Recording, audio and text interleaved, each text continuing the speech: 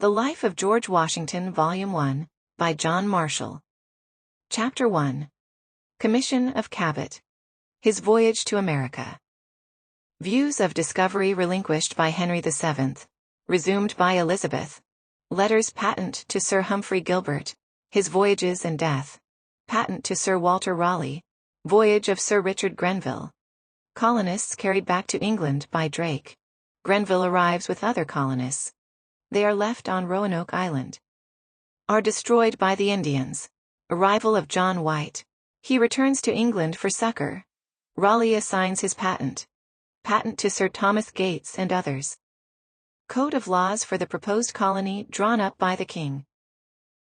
The United States of America extend on the Atlantic, from the Bay of Passamaquoddy in the 45th to Cape Florida in the 25th degree of north latitude, and thence, on the Gulf of Mexico, including the small adjacent islands to the mouth of the Sabine, in the 17th degree of west longitude from Washington. From the mouth of the Sabine to the Rocky Mountains, they are separated from Spanish America by a line which pursues an irregular northwestern direction to the 42 degree of north latitude, whence it proceeds west to the Pacific. On the north they are bounded by the British provinces, from which, between the Lake of the Woods and the Rocky or Stony Mountains, they are separated by the 49th parallel of north latitude. Their northern boundary, west of these mountains, has not yet been adjusted. The extent of this vast republic, in consequence of its recent acquisition of almost unexplored territory, has not yet been accurately ascertained, but may be stated at 2 millions of square miles. Its population, which began on the Atlantic, and is traveling rapidly westward, amounted in 1820, according to the census of that year, to 9,654,415 persons. The enumerations which have been made under the authority of government show an augmentation of numbers at the rate of about 34 per centum in 10 years, and it is probable that for many years to come, this ratio will not be materially changed. Public sentiment, to which the policy of the government conforms, is opposed to a large military establishment, and the distance of the United States from the great powers of the world protects them from the danger to which this policy might otherwise expose them. The Navy has become an object of great interest to the nation, and may be expected to grow with its resources. In April 1816, Congress passed an act appropriating $1 million annually to its gradual increase, and authorizing the construction of 9 ships, to rate not less than 74 guns each, and of 12, to rate not less than 44 guns each. The execution of this act is in rapid progress. Inconsiderable as the Navy now is, with respect to the number and force of its ships, it is deemed inferior to none in existence for the bravery and skill of its officers and men. When we take into view the extensive sea coast of the United States, the magnificent lakes, or inland seas, which form a considerable part of their northern frontier, the abundance of their materials for shipbuilding, and the genius of their population for maritime enterprise, it is not easy to resist the conviction that this bulwark of defense will, at no very distant period, attain a size and strength sufficient to ensure the safety of the nation and the respect of the world. The net revenue of the United States amounted, in the year 1822, to considerably more than $20 millions, and, unless a course of legislation unfavorable to its augmentation be adopted, must grow with their population. In arts, in arms, and in power, they have advanced, and are advancing, with unexampled rapidity. The history of their progress, from the first feeble settlements made by Europeans on a savage coast, to their present state of greatness, while it has just claimed to the attention of the curious of all nations, may be expected deeply to interest every American. Soon after the return of Columbus from that memorable voyage which opened the vast regions of the West to civilized man, the maritime states of Europe manifested a desire to share with Spain the glory, the wealth, and the dominion to be acquired in the New World.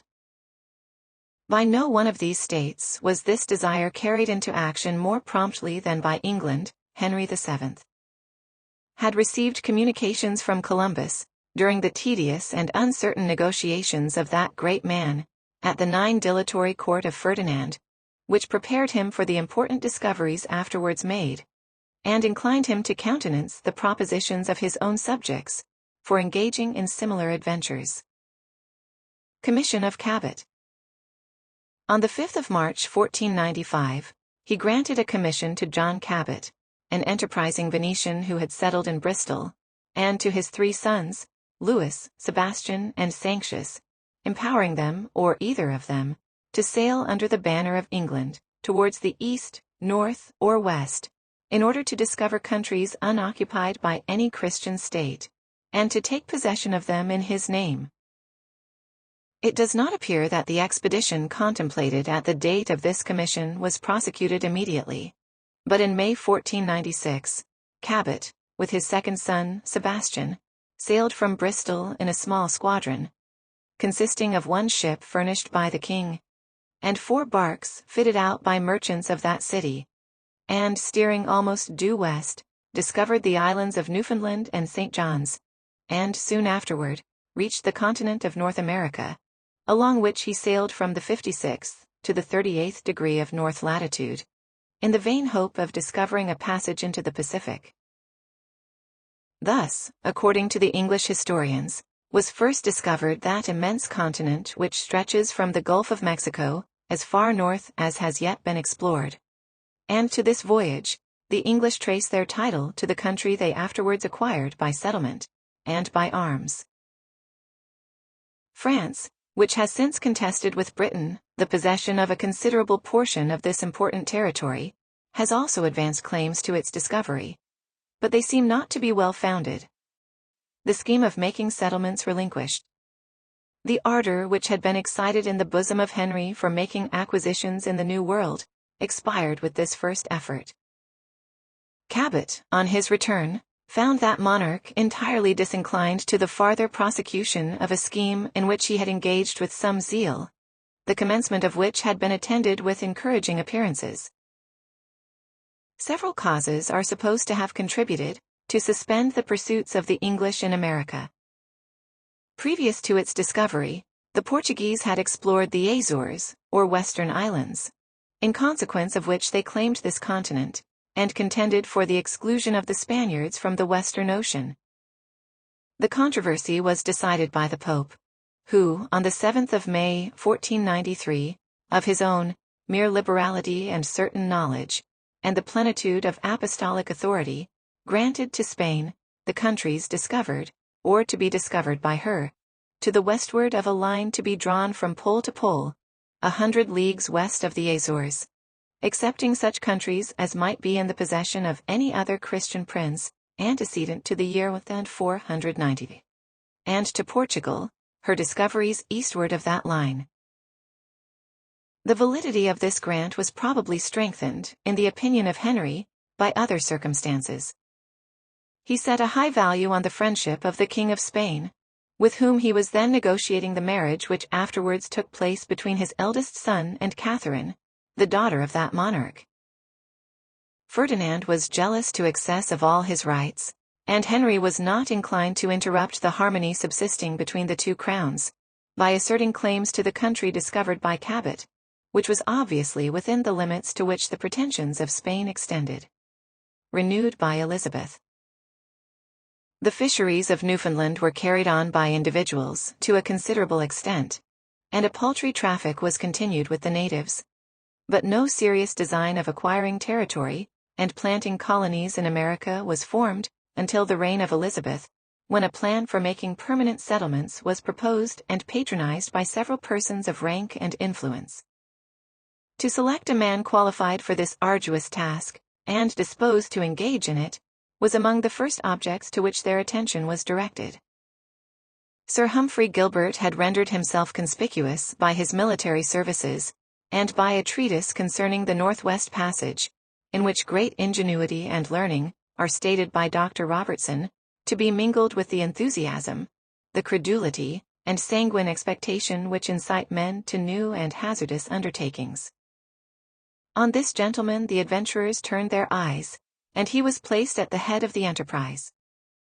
On the 11th of June 1578, he obtained letters patent from the Queen, vesting in him the powers that were required. On receiving which, he, with the associates of his voyage, embarked for America.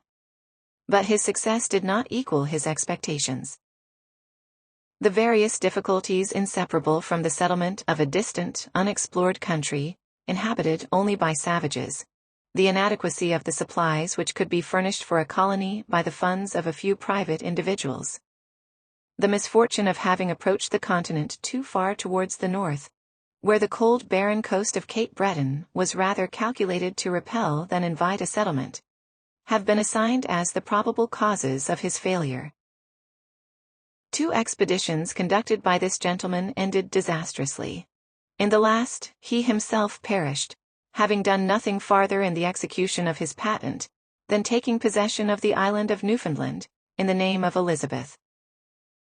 Sir Walter Raleigh, alike distinguished by his genius, his courage, and the severity of his fate, had been deeply interested in the adventures in which his half-brother, Sir Humphrey Gilbert, had wasted his fortune, and was not deterred by their failure, or by the difficulties attending such an enterprise, from prosecuting with vigor a plan so well calculated to captivate his bold and romantic temper. Patent to Sir Walter Raleigh. On the 26th of March, he obtained a patent from the Queen, and on the 27th of April, dispatched 2 small vessels under the command of Captains Amidas and Barlow, for the purpose of visiting the country, and of acquiring some previous knowledge of those circumstances, which might be essential to the welfare of the colony he was about to plant. To avoid the error of Gilbert in holding too far north, Amidas and Barlow took the route by the Canaries, and the West India Islands, and approached the North American continent towards the Gulf of Florida. On the 20th of July, they touched at a small island situate on the inlet into Pamplico Sound, whence they proceeded to Roanoke, near the mouth of Albemarle Sound. After employing a few weeks in traffic with the Indians, from whom they collected some confused accounts respecting the neighboring continent, they took with them 2 of the natives, who willingly accompanied them, and embarked for England, where they arrived on the 15th of September. The splendid description which they gave of the soil, the climate, and the productions of the country they had visited, so pleased Elizabeth, that she bestowed on it the name of Virginia, as a memorial that it had been discovered during the reign of a virgin queen. Raleigh, encouraged by their report to hasten his preparations for taking possession of the property, fitted out a squadron consisting of 7 small ships, laden with arms, ammunition, provisions, and passengers, which sailed from Plymouth on the 9th of April, under the command of Sir Richard Grenville, who was his relation, and interested with him in the patent. Voyage of Sir Richard Grenville. Having taken the southern route, and wasted some time in cruising against the Spaniards, Sir Richard did not reach the coast of North America until the close of the month of June. He touched at both the islands on which Amidas and Barlow had landed, and made some excursions into different parts of the continent around Pamplico and Albemarle Sounds. First colony. Having established a colony consisting of 108 persons in the island of Roanoke, an incommodious station, without any safe harbour, he committed the government of it to Mr. Ralph Lane, and on the 25th of August sailed for England.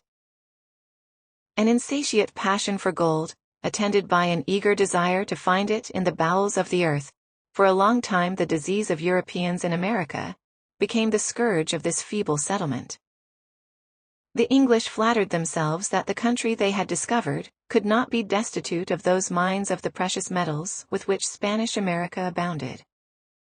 The most diligent researches were made in quest of them, and the infatuating hope of finding them stimulated the colonists to the utmost exertions of which they were capable.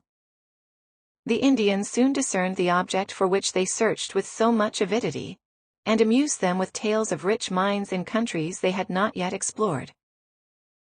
Seduced by this information, they encountered incredible hardships, and in this vain search, wasted that time which ought to have been employed in providing the means of future subsistence. Mutual suspicion and disgust between them and the natives ripened into open hostility, and, the provisions brought from England being exhausted, they were under the necessity of resorting for food to the precarious supplies which could be drawn from the rivers and woods. In this state of distress, they were found, in June, by Sir Francis Drake, who was then returning from a successful expedition against the Spaniards in the West Indies. He agreed to supply them with about 100 men, 4 months' provisions, and a small vessel, but before she could be brought into a place of security, and the men and stores disembarked, she was driven out to sea by a sudden and violent storm. Colonists carried back to England by Drake. Discouraged by this misfortune, and worn out with fatigue and famine, the colonists unanimously determined to abandon the colony, and were, at their own request, taken on board the fleet which sailed for England. Thus terminated the first English colony planted in America. The only acquisition made by this expensive experiment was a better knowledge of the country and its inhabitants. Grenville plants a second colony. A few days after the departure of Drake with Lane and his associates, a small vessel which had been dispatched by Raleigh with a supply of provisions, reached its place of destination. Not finding the colonists, this vessel returned to England. Soon after its departure, Sir Richard Grenville arrived with 3 ships and ample supplies. Having searched in vain for the colonists he had left, and being unable to conjecture their fate, he placed 15 men in the island with provisions for 2 years, for the purpose of retaining possession of the country, and returned to England. Destroyed by the Indians. This small party was soon destroyed by the Indians. Not discouraged by the ill success which had thus far attended his efforts to make a settlement in America, Raleigh, in the following year, fitted out 3 ships under the command of Captain John White, and, it is said, directed the colony to be removed to the waters of the Chesapeake, which bay had been discovered by Lane in the preceding year. Instructed by calamity, he adopted more efficacious means for preserving and continuing the colony than had before been used. The number of men was greater, they were accompanied by some women, and their supply of provisions was more abundant.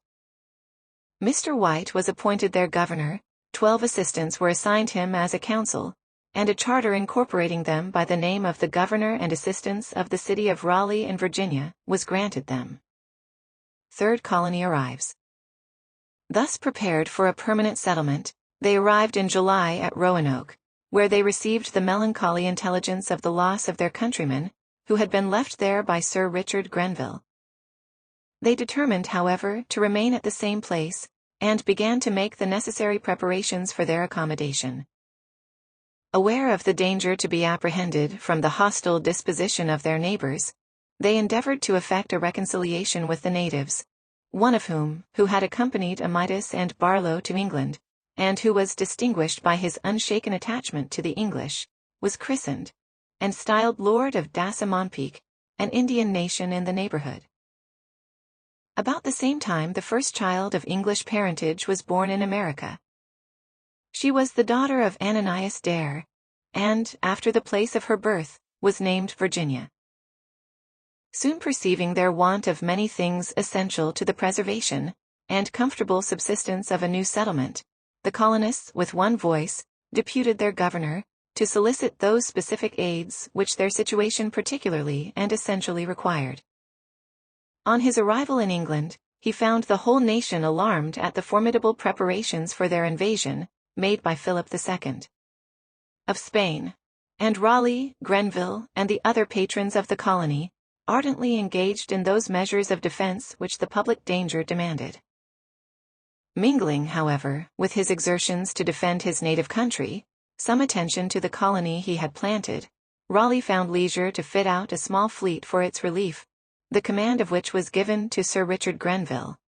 But the apprehensions from the Spanish armament still increasing, the ships of force prepared by Raleigh were detained in port by order of the Queen, and Sir Richard Grenville was commanded not to leave Cornwall, where his services were deemed necessary. On the 22nd of April, White put to sea with 2 small barks, but, instead of hastening to the relief of his distressed countrymen, wasted his time in cruising, and, being beaten by a superior force, was totally disabled from prosecuting his voyage. Raleigh assigns his patent. The attention of Raleigh being directed to other more splendid objects, he assigned his patent to Sir Thomas Smith and a company of merchants in London. After this transfer, a year was permitted to elapse before any effort was made for the relief of the colony. In March, 3 ships fitted out by the company, in one of which Mr. White embarked, sailed from Plymouth, but having cruelly and criminally wasted their time in plundering the Spaniards in the West Indies, they did not reach Hatteras until the month of August. 3rd colony lost. They fired a gun to give notice of their arrival, and sent a party to the place where the colony had been left, but no vestige of their countrymen could be found. In attempting the next day to go to Roanoke, one of the boats, in passing a bar, was half filled with water, another was overset, and 6 men were drowned. 2 other boats were fitted out with 19 men to search the island thoroughly on which the colony had been left. At the departure of Mr. White, it was in contemplation to remove about 50 miles into the country, and it had been agreed that, should the colonists leave the island, they would carve the name of the place to which they should remove, on some tree, door, or post, with the addition of a cross over it, as a signal of distress, if they should be really distressed at the time of changing their situation. After considerable search, the word Croton was found carved in fair capital letters, on one of the chief posts, but unaccompanied by the sign of distress which had been agreed on. Croton was the name of an Indian town on the north side of Cape Lookout, and for that place, the fleet weighed anchor the next day. Meeting with a storm and several accidents, they were discouraged from proceeding on their voyage, and, determining to suspend their search, returned to the West Indies. The company made no farther attempt to find these lost colonists, nor has the time or the manner of their perishing ever been discovered. Voyage of Gosnold. The subsequent voyages made by the English to North America were for the sole purpose of traffic, and were unimportant in their consequences, until the year 1602, when one was undertaken by Bartholomew Gosnold, which contributed greatly to the revival of the then dormant spirit of colonizing in the New World. He sailed from Falmouth in a small bark with 32 men, and steering nearly west, reached the American continent on the 11th of May, in about 43 degrees of north latitude. Finding no good harbour at this place, Gosnold put to sea again and stood southward. The next morning, he descried a promontory, which he called Cape Cod, and, holding his course along the coast as it stretched to the southwest, touched at 2 islands, the first of which he named Martha's Vineyard, and the second, Elizabeth's Island. Having passed some time at these places, examining the country, and trading with the natives, he returned to England. This voyage was completed in less than 4 months, and was attended with important consequences. Gosnold had found a healthy climate, a rich soil, good harbours, and a route which shortened considerably the distance to the continent of North America. He had seen many of the fruits known and prized in Europe, blooming in the woods, and had planted European grain which grew rapidly. Encouraged by this experiment, and delighted with the country, he formed the resolution of transporting thither a colony, and of procuring the cooperation of others by whom his plan might be supported. So unfortunate, however, had been former attempts of this sort, that men of wealth and rank, though strongly impressed by his report of the country, were slow in giving full faith to his representations, and in entering completely into his views. One vessel was fitted out by the merchants of Bristol, and another by the Earl of Southampton, and Lord Arundel of Wardour, in order to learn whether Gosnold's account of the country was to be considered as a just representation of its state, or as the exaggerated description of a person fond of magnifying his own discoveries. Both returned with a full confirmation of his veracity, and with the addition of so many new circumstances in favor of the country, as greatly increased the desire of settling it. Richard Hakluyt, Prebendary of Westminster, a man of distinguished learning and intelligence, contributed more than any other by his judicious exertions, to form an association sufficiently extensive, powerful, and wealthy, to execute the often renewed, and often disappointed project of establishing colonies in America. At length, such an association was formed, and a petition was presented to James I, who had succeeded to the crown of England, praying the royal sanction to the plan which was proposed. That pacific monarch was delighted with it, and immediately acceded to the wishes of its projectors. Patent to Sir Thomas Gates and others.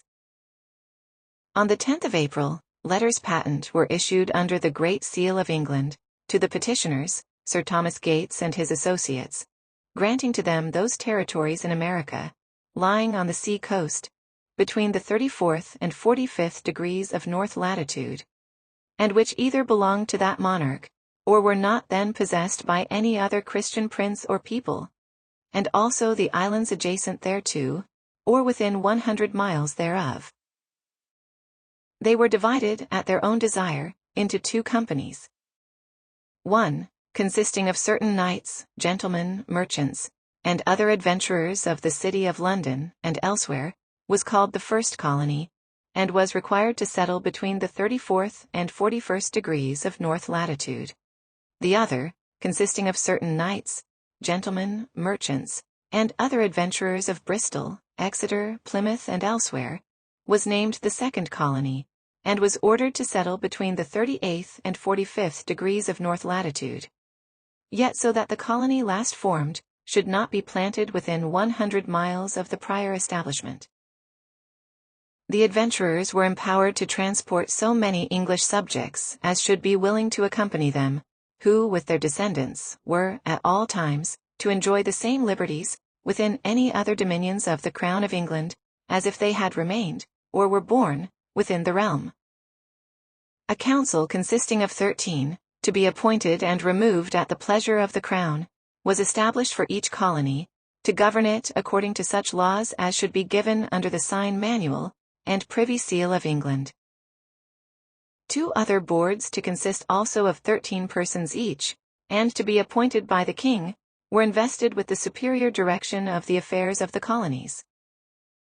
The adventurers were allowed to search for, and open mines of gold, silver, and copper, yielding 1/5 of the 2 former metals, and 1/15 of the last, to the King, and to make a coin which should be current both among the colonists and natives. The President and Council were authorized to repel those who should, without their authority, attempt to settle or trade within their jurisdiction, and to seize and detain the persons and effects of such intruders, until they should pay a duty of 2 1/2 per centum ad valorem, if subjects, but of 5 per centum if aliens. These taxes were to be applied for 21 years, to the use of the adventurers, and were afterwards to be paid into the royal exchequer. Code of laws for the colony drawn up by the King. While the counsel for the patentees were employed in making preparations to secure the benefits of their grant, James was assiduously engaged in the new, and to his vanity, the flattering task of framing a code of laws for the government of the colonies about to be planted. Having at length prepared this code, he issued it under the sign manual and Privy Seal of England. By these regulations, he vested the general superintendence of the colonies in a council in England, composed of a few persons of consideration and talents. The Church of England was established. The legislative and executive powers within the colonies were vested in the President and councils, but their ordinances were not to touch life or member, were to continue in force only until made void by the King, or his council in England for Virginia, and were to be in substance consonant to the laws of England. They were enjoined to permit none to withdraw the people from their allegiance to himself and his successors, and to cause all persons so offending to be apprehended and imprisoned until reformation, or in cases highly offensive, to be sent to England to receive punishment. No person was to be permitted to remain in the colony without taking the oath of obedience. Tumults, mutiny and rebellion, murder and incest, were to be punished with death, and for these offenses, the criminal was to be tried by a jury. Inferior crimes were to be punished in a summary way, at the discretion of the President and Council. Lands were to be holden within the colony as the same estates were enjoyed in England. Kindness towards the heathen was enjoined, and a power reserved to the king and his successors to ordain farther laws, so that they were consonant to the jurisprudence of England. Under this charter and these laws, which manifest, at the same time, a total disregard of all political liberty, and a total ignorance of the real advantages which a parent state may derive from its colonies, which vest the higher powers of legislation in persons residing out of the country, not chosen by the people, nor affected by the laws they make, and yet leave commerce unrestrained, the patentees proceeded to execute the arduous and almost untried task of peopling a strange, distant, and uncultivated land, covered with woods and marshes, and inhabited only by savages easily irritated, and when irritated, more fierce than the beasts they hunted. Thank you for listening to this chapter about famous people. This audio has been brought to you by EFL Flashcards. We appreciate your support and invite you to follow us for updates and more engaging audio content. Stay tuned.